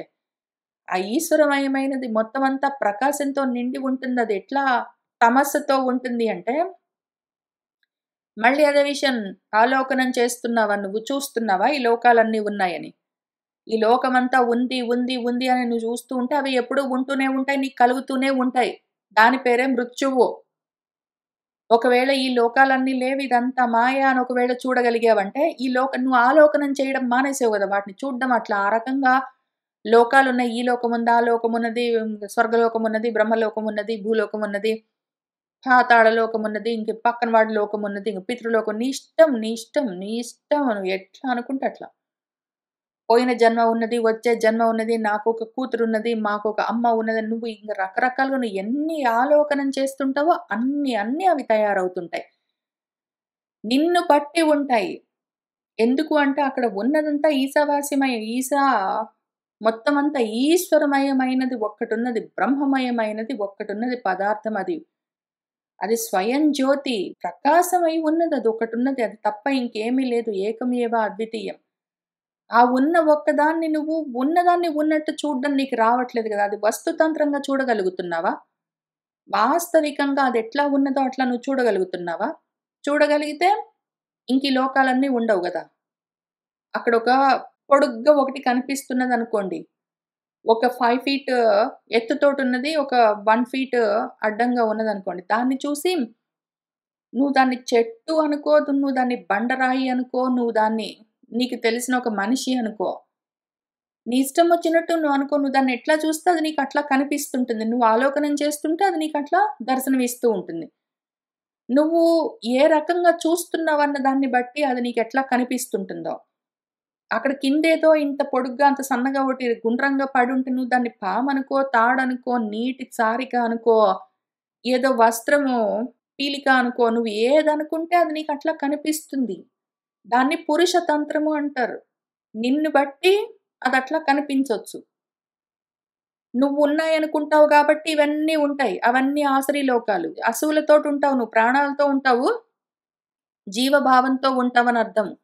జీవభూతేన ఉంటావు. కాబట్టి నీకు దేహాలు గ్యారంటీ. ఆ దేహాలతో నువ్వేవో లోకాలన్నీ ఆలోకనం జేస్తుంటే, ఆ లోకాలన్నీ ఉంటాయి. మాటి మాటికి వాటిలోకెళ్తుంటావు నువ్వు. బికాజ్ నువ్వున్నాయనుకుంటున్నావు, నువ్వు చూస్తున్నావు అవుంటాయి. నువ్వున్నాయనుకుంటే అవుంటాయి. యద్భావం తద్భవతి. నీ భావాన్ని బట్టి అవి ఉద్భవిస్తూ ఉంటాయి. ఒకవేళ నువ్వు ఇన్ని రకాలుగా గాదు. నువ్వే అటువైపు ఉన్నది ఆ బండరాయి ఒకటున్నదనుకో. ఒక బండరాయి అక్కడ 5 ఫీట్ ఎత్తుతోటి 1 ఫీట్ అడ్డంగా ఒక బండరాయి ఉన్నదనుకోండి. దూరం నుంచి నేను దాన్ని రకరకాలుగా చూడొచ్చు. నా బుద్ధిని బట్టి అది మారుతుంటుంది. అది పురుష తంత్రము. నన్ను ఆధారం చేసుకొని అది రకరకాలుగా కనిపిస్తుండొచ్చు నాకు. నా ఇష్టం వచ్చినట్టు నేనెట్లా చూస్తదట్లా. కానీ వస్తుతః అది మాత్రం బండరాయే. అదేం మారిపోదు గదా! నేను మనిషి అనుకున్నందుకు, నేను చెట్టు అనుకున్నందుకు, నేను ఇంకేంటో అనుకున్నందుకు, అది నేను అనుకున్నది అనుకున్నట్టు అక్కడ అది మారిపోతూ ఏముండదు. అది అట్లానే ఉంటుంది. అది బండరాయి అట్లా నిలబడి ఉంటుంది. ఇప్పుడు నేను ఇక్కడి నుంచి ఆ బండరాయిని బండరాయిలాగా చూడడం గాదు. నేనే బండరాయిని అయి ఉన్నాననుకోండి. అప్పుడు మిగిలినవన్నీ ఇన్ని రకాలుగా ఉండడం లేదు. చూసేవాడు లేడు. చూడడం అన్న పని లేదు. ఇంకేమి ఉండవు. త్రిపుటి మొత్తం నాలో లయమై ఉంటుంది. అట్లా చూడగలిగిన వాళ్ళకు, వాళ్ళు ఉత్తమాధికారులు, వాళ్ళు యోగారూఢులు. వాళ్ళ కోసం ఇక్కడ జెప్తారు. అట్లా చూడ్డం రావట్లేదనుకుంటే అందుకోసం ప్రయత్నం చెయ్యి నువ్వు. ముందు నిష్కామంగా ప్రయత్నం చెయ్యి. కర్మలు చేస్తూ ఉంటే, కోరికలు లేకుండా చేస్తూ ఉంటే, చిత్తం సిద్ధమవుతూ ఉంటే నీకది బండరాయని తెలుస్తుంటుంది. ఉన్నది ఉన్నట్టు యథార్థంగా. లేకపోతే నువ్వు కల్పించుకున్న లోకాలన్నీ, ఆ చీకట్ల లోకాలన్నీ నీ వెంటబడి వస్తాయి. నీకు ఆత్మ తెలియదప్పుడు. దాని స్వరూపం తెలియదు గదా! బండరాయి యొక్క యథార్థ జ్ఞానము, యథార్థ స్వరూపం నీకు తెలీదు. అది పోగొట్టుకున్నావు గాబట్టి, నువ్వు దాన్నెట్లా జూస్తే అది నీకట్లా గనిపిస్తుంటుంది. అవన్నీ ఉన్నాయనుకుంటావు. అదో చూస్తావు, అదో బ్రహ్మరాక్షసి అనుకుంటావు, భయపడతావు. అదిగో పామనుకుంటావు, దడుచుకుంటావు. లేతే అదిగో చెట్టనుకుంటావు, ఏంటో చాలా ఇష్టపడతావు. ఏంటేంటో చేస్తుంటావు. నీ ఇష్టం వచ్చినట్టు చేసుకో. నీ ఇష్టము. కాబట్టి ఇక వీడేం జేస్తాడు, నువ్వు ఒకవేళ ఇట్లా వచ్చేదంతా మాయ అని చూడ్డం నీకు అర్థం కాలేదనుకో, ఇల్లు, భార్య, భర్త, పిల్లలు, ఏదో ప్రతిది ఏదైనా సరే, నా ధనము, నా కారు, నా వస్తువులు ఏవైనా సరే అంతా మాయ అని చూడ్డం రాకపోతే జీవభావం ఉంటుంది. ఎందుకు అంటే కామాలు, క్రోధాలుంటాయి. దాంతో లోకాలన్నీ ఆలోకనం చేస్తుంటావు. ఇంక అప్పుడు అవన్నీ నీకు తగులుకుంటూ ఉంటాయి. దాంతోటి ఆ లోకాల్లోకెళ్తే ఏమవుతుంది? మృత్యువులన్నీ తగులుకునుంటాయి. కాబట్టి దాని పేరు ఇంక మృతత్వము. చస్తూ ఉంటావు, బతుకుతుంటావు, చస్తుంటావు. బతుకు లేదక్కడ. బతుకుతాను అనుకుంటావు. అది కూడా చావే. అంధేన తమసా ఆవృతమైన ఆసురీ లోకాలవన్నీ ఎక్కడి దాకా? బ్రహ్మలోకం దాకా. ఆ బ్రహ్మ భువనాల లోక మొత్తం అన్నీ పునరావర్తనః అర్జున. మళ్ళీ తిరిగి రావాల్సే ఉంటుంది. తిరిగి రావాల్సి ఉన్న లోకాలన్నీ ఆసురీ లోకాలే అర్జున. కాబట్టి నువ్వేం చెయ్యంటే ఇంక ఇట్లాంటి మోహాలన్నీ పెట్టుకోకు. ఆలోకనం చెయ్యడము, లోకాలున్నాయని లోకాలుగా వాటిని చూడ్డం గాదు. వీటన్నిటిని మాయగా చూడ్డం నేర్చుకో. ఓ ముముక్షో, ఓ ఆరురుక్షో, ఓ మందమధ్యాధికారి అట్లా చూడ్డం నేర్చుకో. లేకపోతే ఏమవుతుంది? జీవభావం నీకున్నదంటే దాన్ననుసరించి ఒక దేహమొస్తుంది. ఆ దేహము, భూతేంద్రియం, మనస్సులతో కూడి ఉంటుంది. ఒకవేళ ఈ జీవము ఆ దేహంతో తగులుకుని ఉన్నదంటే దాని పేరు పుట్టుక. ఆ దేహము, ఆ జీవము కనెక్షన్ మిస్ అయిపోయిందంటే, కనెక్షన్ తెగిపోయిందంటే దాని పేరు మరణం. మరణం అంటే ఏమనుకుంటున్నావు నువ్వు? మరణం అంటే ఏమనుకుంటున్నావు? ఆ జీవానికి ఆ దేహంతో కనెక్షన్ కట్ అయిపోతే దాని పేరు మరణం. ఆ జీవానికి ఆ దేహంతో కనెక్షన్ కుదిరితే దాని పేరు పుట్టుక. అని ఈ విషయం గురించి మనకు చాందోగ్యోపనిషత్తులో ఒక కథ చెప్తారు. ఉద్దాలకుల వారు ఆయన కొడుకు ఈ సమయంలో ఆయనకి శిష్యుడు అయిన శ్వేతకేతుకు చాలా విషయాలు చెప్తూ వస్తారు. 6 అధ్యాయంలో ఈ 11 ఖండంలో కొన్ని మంత్రాలున్నాయి. వాటిని చూసుకుంటూ వెళ్దాము. ఇందులో ఏం చెప్తారంటే, "ఓ సౌమ్య" అని ఉద్దాలకుల వారు శ్వేతకేతుని పిలిచి, "అస్య మహతః వృక్షం" ఆ చెట్టు చూసావా? ఎదురుగా పెద్ద చెట్టున్నది గదా! దాని మూలంలో ఒకవేళ అభ్యాహన్యాత్ నువ్వు దాని మూలం దగ్గర ఏదో గొడ్డలితోటో, వాటితోటో కొట్టావనుకో, అక్కడి నుంచి జీవన్ స్రవేత్ అక్కడ జీవము, రసము కారుతుంది గదా! దాంతోటి నీకేమర్థమైతుంది? అదక్కడ జీవించి ఉన్నది, జీవంతో ఉన్నది అని అర్థమైతుంది. యహ మధ్యలో కొట్టి చూడు పోనీ. ఆ చెట్టుకి కింద మొదల దగ్గర కొట్టి చూసావు గదా! ఇంకో చోట మధ్యలో ఇంకో చోట ఎక్కడైనా కొట్టి చూడు. అక్కడి నుంచి కూడా జీవన్ స్రవేత్ జీవమే కారుతుంటుంది. పోనీ అగ్రంలో పైన అక్కడ కొట్టి చూడు. అక్కడైనా జీవన్ స్రవేత్ అక్కడ కూడా జీవం రసం కారుతుంటుంది. సహ ఏషః జీవేన ఆత్మన అనుప్రభూతః. ఆ జీవము, ఆ ఆత్మే ఆ జీవంగా మొత్తం అంతా వ్యాపించి ఉంటుంది. నువ్వు ఆ చెట్టు వేర్ల దగ్గర నుంచి చిటారు కొమ్మల దాకా ఎక్కడ నువ్వు చూసినా సరే, ఆ జీవం పైనుంచి కింది దాకా మొత్తం వ్యాపించి ఉంటుంది. అదే ఏం చేస్తుంది? ఆ జీవభావం ఆ చెట్టు నిండా వ్యాపించి ఉండి ఏం చేస్తుంది? ఆ చెట్టన్న ఉపాధిని పెట్టుకుని పేపీయమానః పాదాల దగ్గర నుంచి దాని వేర్ల దగ్గర నుంచి నీళ్లు తాగుతుంటుంది. ఏదో మోదమానః తిష్టతి ఏదో సంతోషిస్తుంటుంది. అట్లా కనిపిస్తూ ఉంటుంది ఆ చెట్టు. ఇప్పుడు అస్య యత్ ఏకాన్ శాఖాన్ జీవః జహాత్ అధసా శుష్యతి. అందులో ఏదో ఒక కొమ్మలో నుంచి ఆ జీవము విత్‌డ్రా అయిందనుకోండి, తొలగిపోయిందనుకోండి. ఆ కొమ్మ శుష్కించిపోతుందంటే ఎండిపోతుంది. లేదా ఇంకెప్పుడైనా ఇంకొక కొమ్మలో నుంచి అదే జీవభావం తొలగిపోయిందనుకోండి. అప్పుడు ఆ కొమ్మ ఎండిపోతుంది. లేదా అసలు మొత్తం చెట్టంతా జీవభావం విత్‌డ్రా అయిపోయిందనుకోండి. జీవభావం ఆ చెట్టన్న ఉపాధిలో నుంచి విత్‌డ్రా అయిందనుకోండి. అప్పుడు ఆ మొత్తం చెట్టంతా ఎండిపోతుంది. దీనివల్ల మనకేమర్థమైతుంది? జీవభావం ఉన్నంత వరకే చెట్టో, కొమ్మో అవో సారవంతమై ఉంటాయి. ఎప్పుడైతే ఆ జీవభావము, ఆ జీవము వెనక్కి వెళ్ళిపోయిందనుకోండి, అప్పుడు ఇంకా ఆ కొమ్మ ఎండిపోతుంది లేదా మొత్తం అంతా ఆ చెట్టంతా ఎండిపోతుంది. చెట్టు ఎండిపోయింది, కొమ్మ ఎండిపోయింది అంటాం గానీ, జీవం చచ్చిపోయిందని చెప్పం గదా!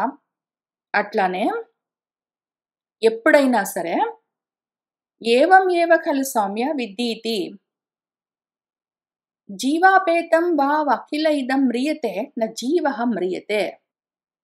ఒకవేళ ఏదైనా శరీర అవయవాలున్నాయనుకోండి. చెట్టు కొమ్మల్లో నుంచి ఒక్కొక్క కొమ్మలో నుంచి జీవము విత్‌డ్రా అయితే ఆ కొమ్మ ఎండిపోయినట్టు. ఒక మనిషికి కొమ్మలేముంటాయి? చేతులు, కాళ్ళు, కళ్ళు ఇట్లాంటి చెవులు అట్లాంటివుంటాయి. అటువంటి ఒక్కొక్క అవయవంలో నుంచి జీవభావం వెనక్కి వెళ్ళిపోయిందనుకోండి. ఆ అవయవము పని చెయ్యదు. ఒకవేళ అసలు శరీరం మొత్తంలో నుంచి జీవభావము విత్‌డ్రా అయిందనుకోండి. అందులో నుంచి ఆ శరీరాన్ని వదిలిపెట్టి వెళ్ళిపోయిందనుకోండి. అప్పుడు ఆ శరీరము చచ్చిపోతుంది. జీవము చావదు. జీవానికి చావు లేదు. ఆ శరీరంలో ఆ జీవం లేదు అని అర్థము. అంతేగాని వాడు చచ్చిపోయాడు, ఆ జీవుడు చచ్చిపోయాడని ఎట్లా చెప్తామో, ఆ మొత్తం జీవమంతా ఒకటే ఆత్మ మొత్తం అంతా పరుచుకుని ఉన్నది. చెట్టంతా ఆ జీవం ఎట్లా పరుచుకుని ఉన్నదో, ఒక్కొక్క కొమ్మలో, ఒక్కొక్క రెమ్మలో, ఒక్కొక్క వేర్‌లో ఎట్లా ఉన్నదో, అట్లా మొత్తం అంతా ఈశావాస్యమిదం జగత్ యత్కించ జగత్యాన్ జగత్ మొత్తం అంతా. అంతటా ఆ జీవము పరుచుకుని ఉన్నది. ఒక్కొక్క చోటు నుంచి ఒక్కొక్కసారి విత్‌డ్రా అవుతుంది. మీ నాన్న ఈ కొమ్మలో నుంచి ఒకవేళ అది విత్‌డ్రా అవుతే, మీ నాన్న ఈ శరీరము మరణిస్తుంది. నేను గాదు. నేను ఈ కొమ్మలో నుంచి గూడా మీ నాన్న కొమ్మలో నుంచి కూడా వ్యక్తమవుతూ ఉంటాను. నేను కంప్యూటర్ అన్న కొమ్మలో నుంచి, గోడ అన్న కొమ్మలో నుంచి, నా కూతురు అన్న కొమ్మలో నుంచి, నా ఇల్లు, నా స్నేహితులు, బంధువులు, చెట్లు అన్నిట్లో నుంచి నేను రకరకాల ఉపాధుల్లో నుంచి వ్యక్తమవుతూ ఉంటాను. ఒక్కొక్క చోటు దగ్గర నుంచి విత్‌డ్రా అవుతాను. నాకేమి గాదు. ఆ సమయానికి నేను ఎందులో నుంచి విత్‌డ్రా అయ్యానో అది ఇంకా ఉండదు. అది చనిపోయిందని చెప్పాలి. నేను పోయానని ఎట్లా చెప్తాము? ఇంతే విషయము ఓ శ్వేతకేతో సహ యః ఏషః అణిమా ఏతదాత్మ్యమిదం సర్వం తత్ సత్యం. సహ ఆత్మ తత్వమసి శ్వేతకేతో. అది నువ్వే తత్ ఏదున్నదో అంతటా వ్యాపించి ఉన్న ఆత్మ త్వమసి నువ్వే. ఓ శ్వేతకేతో అని వాళ్ళ నాన్న అంత క్లియర్‌గా చెప్తారు. అదే విషయము మన భగవంతుడు ఇక్కడ మళ్ళీ చెప్తూ ఉన్నారు. ఒకవేళ ద్రవ్య ఉపలబ్ధి స్థానస్య ద్రవ్య ఉపలబ్ధి అంటే ద్రవ్యాలంటే విషయాలన్నీ ఉంటాయి. ఏవో రూపాలు, రుచులు, రంగులు, చెట్లు, పూలు, కాయలన్నీ.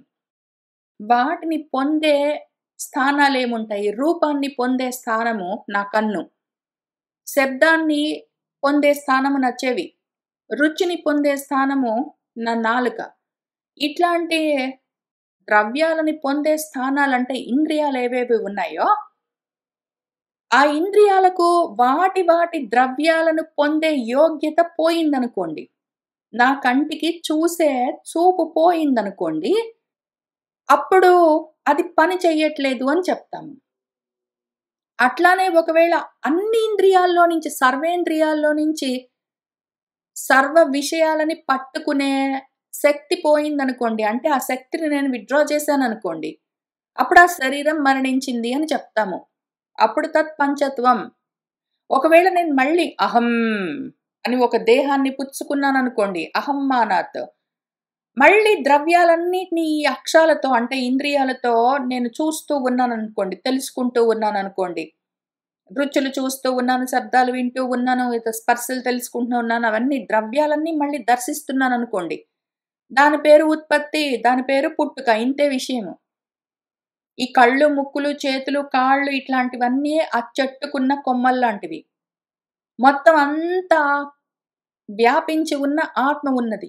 ఏ కొమ్మలో నుంచి, ఏ మొక్కలో నుంచి ఆ ఆత్మ విత్‌డ్రా అవుతుందో అది చనిపోయిందని చెప్తాము. మళ్ళీ ఇంకొక కొమ్మగా అది వ్యక్తమైందంటే దాన్ని పుట్టుక అని చెప్తాము. ఇంక అంతే విషయము. చావు, బతుకు అనడానికి పెద్ద ఇంక వేరే అర్థమేమీ లేదు. జీవానికి, ఆత్మకి ఏమి కాదు. ఆత్మకి జీవభావం ఉంటే అది ఏదో ఒక రూపంలో వ్యక్తమవుతుంటుంది. అదొకవేళ విత్‌డ్రా అవుతే అదట్లనే అవ్యక్తంగా ఉంటుంది. అది వేరే రూపాల్లో వ్యక్తమన్నా అవుతుంది. లేకపోతే అవ్యక్తంగా ఉంటుంది. ఇది మరణించిందని చెప్తాం అంతే విషయము. యదా అక్ష్ణోః ద్రవ్యావయవ దర్శన అయోగ్యత యదా ఒకవేళ కన్ను చూద్దాము. ఇక్కడ అన్ని ద్రవ్య ఉపలబ్ధి స్థానస్య ద్రవ్య ఈక్ష అయోగ్యత అని మొత్తం అక్షముల గురించి చెప్పాం గదా! అన్ని ఇంద్రియాలు, సర్వేంద్రియాలు. 10 ఇంద్రియాలు ప్లస్ ఒక మనసు. ఏకాదశ ఇంద్రియాలకి ఏవేవో వస్తువులుంటాయి. అవి పట్టుకుని ఆడుకునేవి.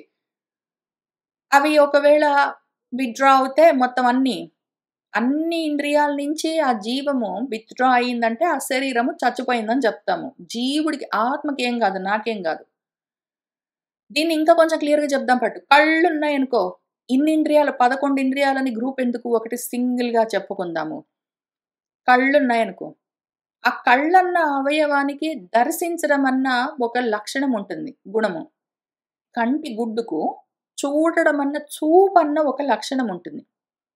ఇప్పుడు నేనేం చేస్తాను, ఈ మీనా అన్న రూపాన్ని ఆ చెట్టు కొమ్మను దాన్ని ధరించాను గదా! దానికి కళ్ళు, కంటి గుడ్లు అని భౌతికంగా ఉన్నాయి విషయాలు. ఆ కంటి గుడ్డులో చూడడము, చూపు అన్న ఒక గుణమున్నది.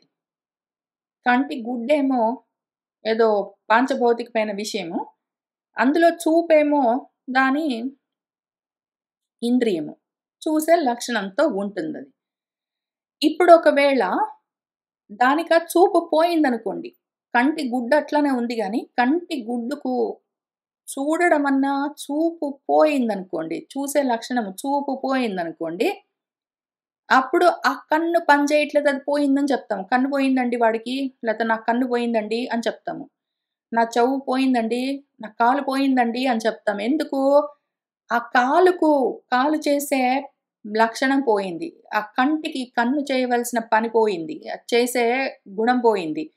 కాబట్టి కన్ను పోయింది, నా చెవు పోయింది, నాకు నోరు పని చేయట్లేదు, నా కాలు పోయింది అని అట్లా చెప్తాము. కాబట్టి ఆ పోవడం దేనికి? ఆ అవయవానికి, ఆ కొమ్మకు.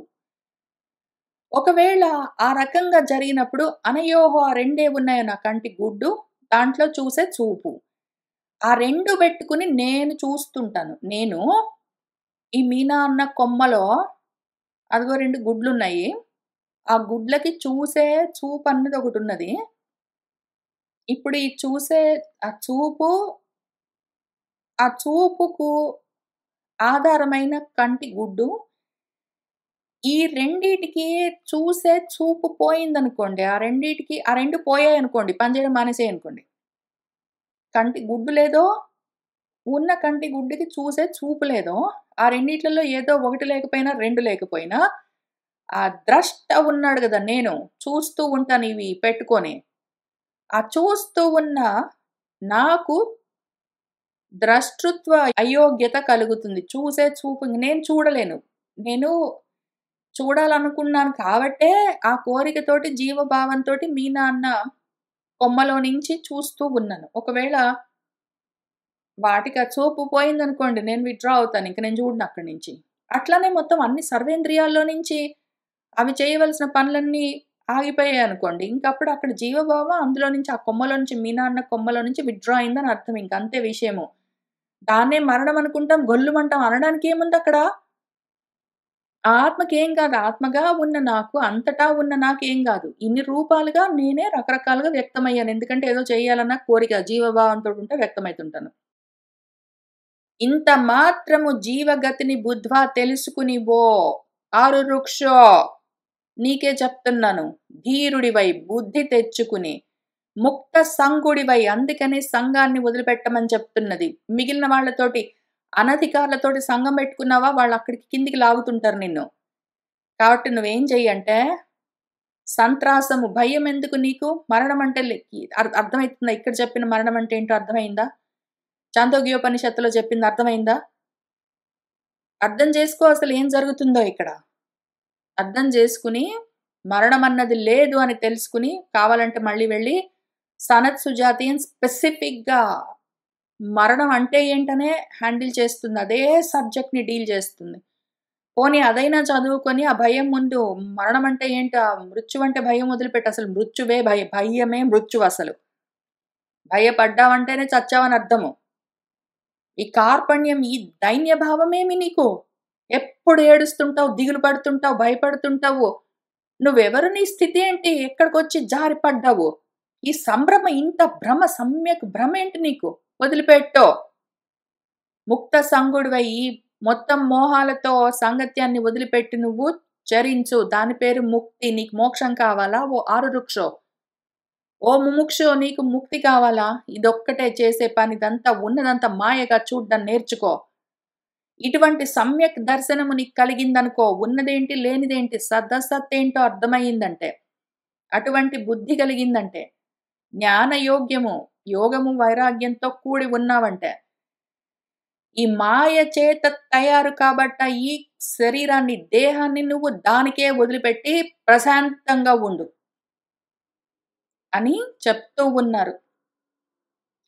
చిన్న విషయం గాదు. చాలా తీవ్రమైన విషయము. సాధన చేయాలనుకుంటున్న వాళ్ళు నిజంగా చేయవలసిన విషయము.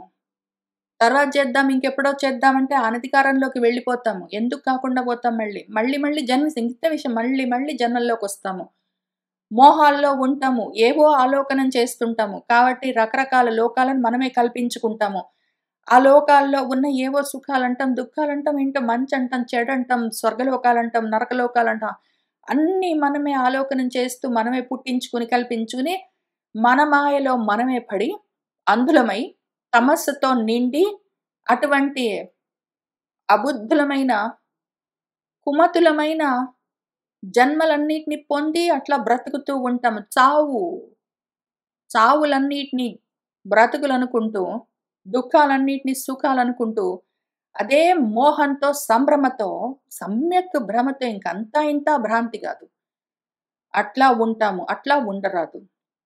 కాబట్టి ఓ ముముక్షో, ఓ ఆరురుక్షో ఎక్కు మెట్లో యోగారూఢ స్థితికి చేరాలని కోరుకో అని చెప్తూ ఉన్నారు.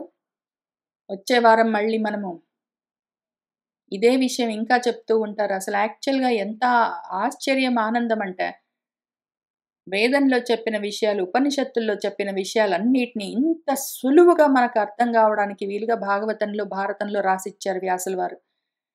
అన్నీ వేదంలోని విషయాలే.